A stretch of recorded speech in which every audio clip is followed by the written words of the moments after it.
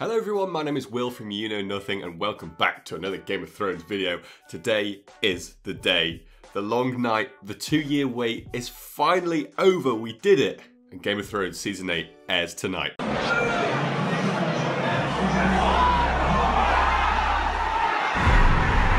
But the question on everyone's lips just before the final season of Game of Thrones is who will sit on the Iron Throne at the very end? And ultimately, who will win the Game of Thrones? There are a lot of great contenders in Daenerys, Jon Snow, Sansa Stark and even Gendry, as he's now a legitimised Baratheon. However, at the moment, the bookmakers' odds-on favourite is Bran Stark at 5-4, which are pretty good odds, that's almost even. Personally, I don't know why those odds are so low, perhaps they know something that we don't. No one knows, no one but me.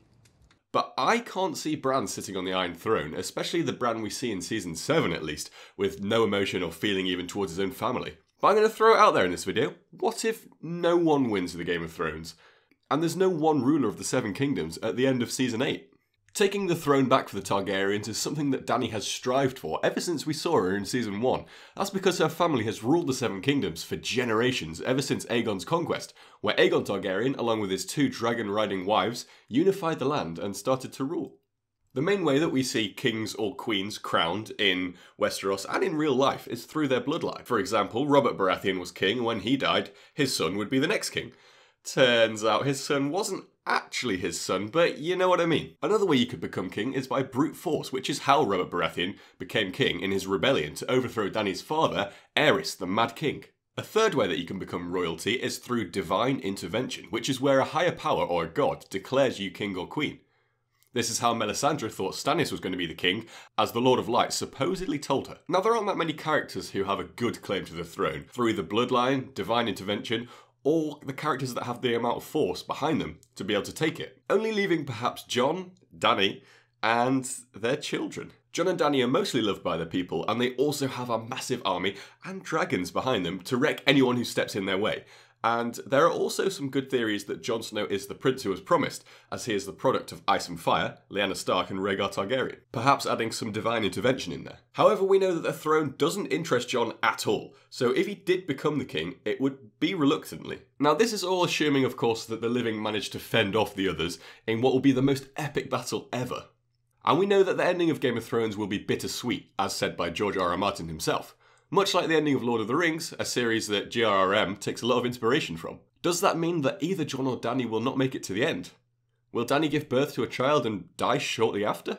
Being the bittersweet ending with the characters that we love dying at the end?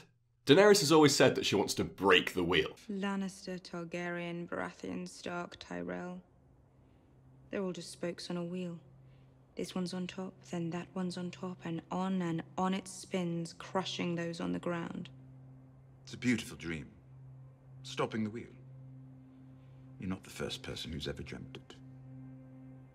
I'm not going to stop the wheel. I'm going to break the wheel. Will she literally break the Iron Throne as she realises that all it is good for is treachery and deceit, as we've seen in the first 7 seasons, leading to needless wars when all they should really do is focus on the threat to the north? Or this could even be something that she realises after the threat to the north is dealt with. After all, the Iron Throne was initially forged together by Balerion, the Black Dread's fire, so it would be cool to see it destroyed by Drogon's fire. There's still Cersei to get past though, but Cersei is high up on my death list, so I don't see her making it to the very end. Whatever happens in Season 8, and whoever dies, the Great Wall will have a massive impact on the survivors in Westeros. I think it's unlikely that they'll accept a single ruler after everything that's happened. In some ways, it would almost be cliché and anticlimactic if the living beat the dead, and then our hero Jon or Dany rule the kingdom, and everyone lives happily ever after. That's not the Game of Thrones way. No one will end up on the Iron Throne, and the notion of the centralised power that it represents will probably be abolished. For a while at least. Leaving the living to rebuild and discover new purposes in life. Or everyone could die. I mean, that's a possibility too. So if the throne is literally destroyed, or possibly metaphorically destroyed, I don't think there will be one ruler, and no one will win the Game of Thrones. Genuinely just thinking about this epic story being over is making me a little sad, but I can't wait for the first episode later tonight, it's gonna be sick. Make sure you come back to my channel after you watch the episode, because I'll definitely be doing videos on it. And I've also started up a podcast with one of my mates, and we'll be talking about it on that. That'll be linked in the description as well. Thank you very much for watching. Hit the like button if you're hyped for Game of Thrones, and I'll see you all on my next video.